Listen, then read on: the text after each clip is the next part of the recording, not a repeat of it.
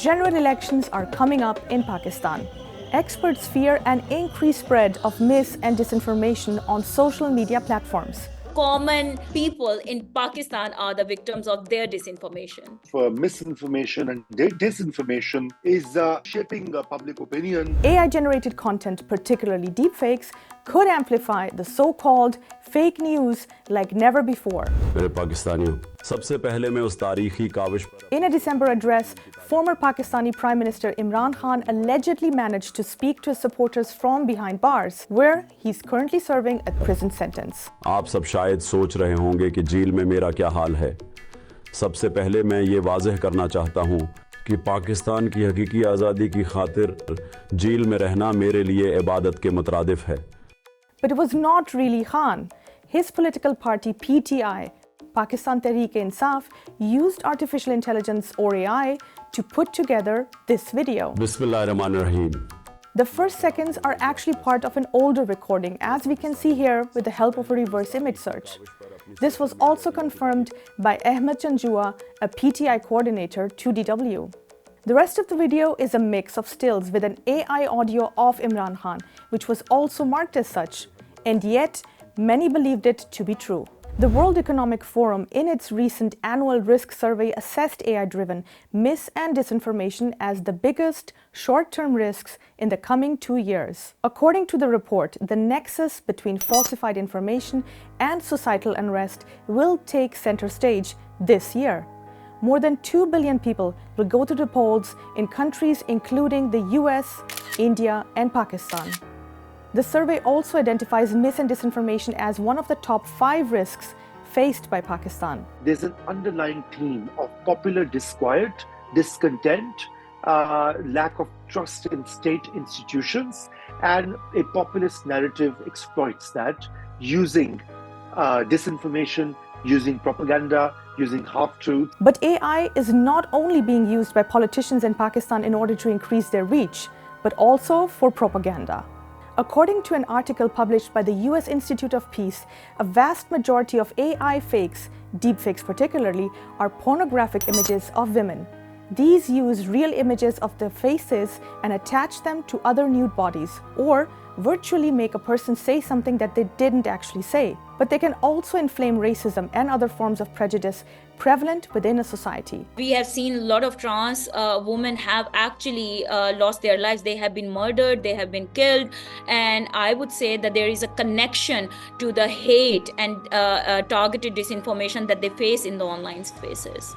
The fear is now that AI has opened the gateways for disinformation in Pakistan's elections.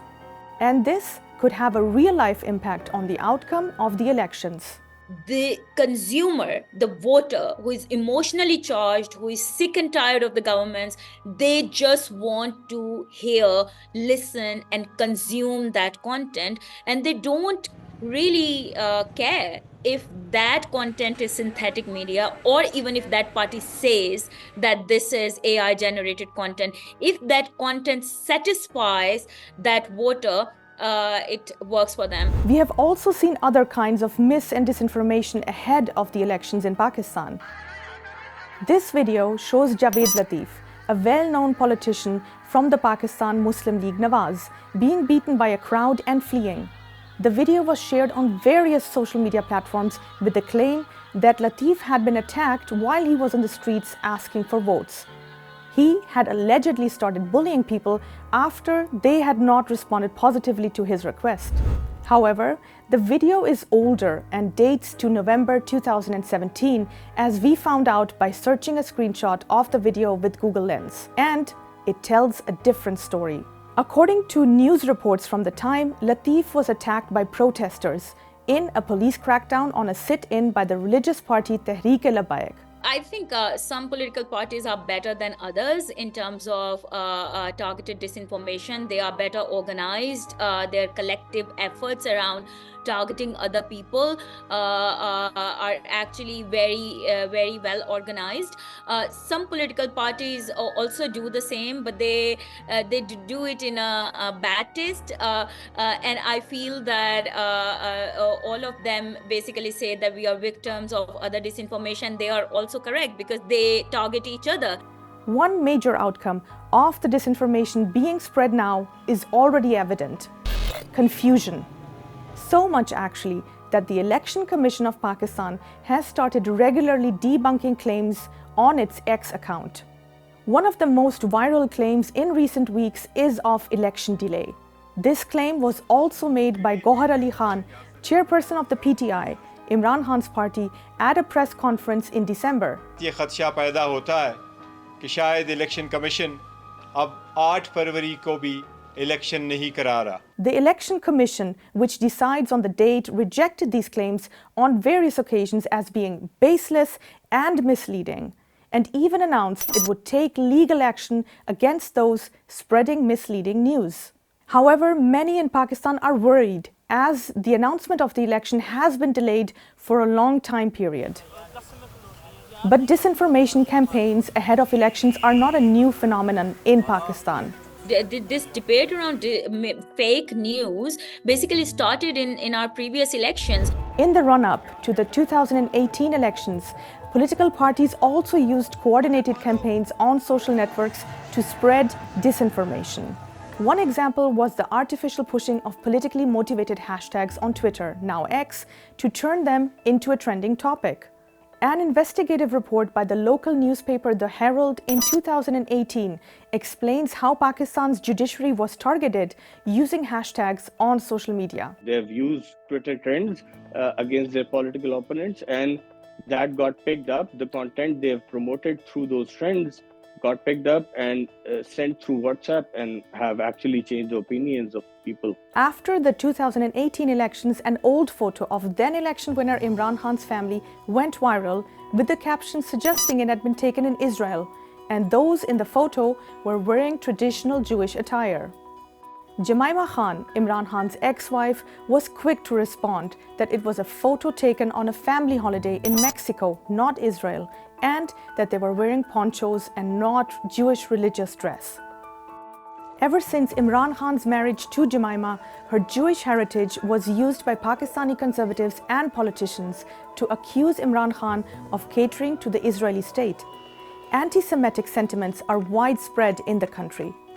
But why are mis- and disinformation such a big problem in Pakistan? Experts agree that one major problem is the low literacy rate in the country, which is even lower in rural areas.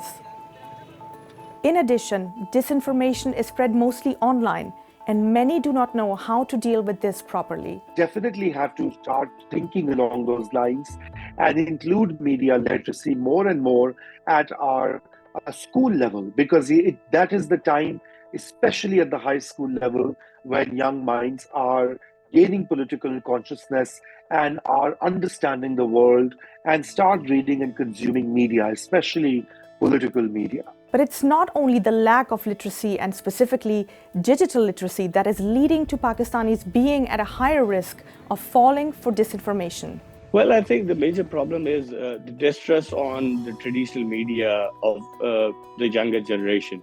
They tend to, disagree with most of the opinions shared and created through the traditional media. Experts say that although AI as a major phenomena is new, it could still be a potential threat to democracy and political parties in Pakistan. Many in the country seem to have lost trust in the electoral process being a fair and democratic one. And this is also reflected in voter turnout in recent elections, with only around half of those eligible actually turning up to vote. Whoever is going to get the benefit out of it is the other forces who are undemocratic. So democracy fails in this entire process. Have you seen fakes about the upcoming elections in Pakistan? Send them to us at factchecking@dw.com.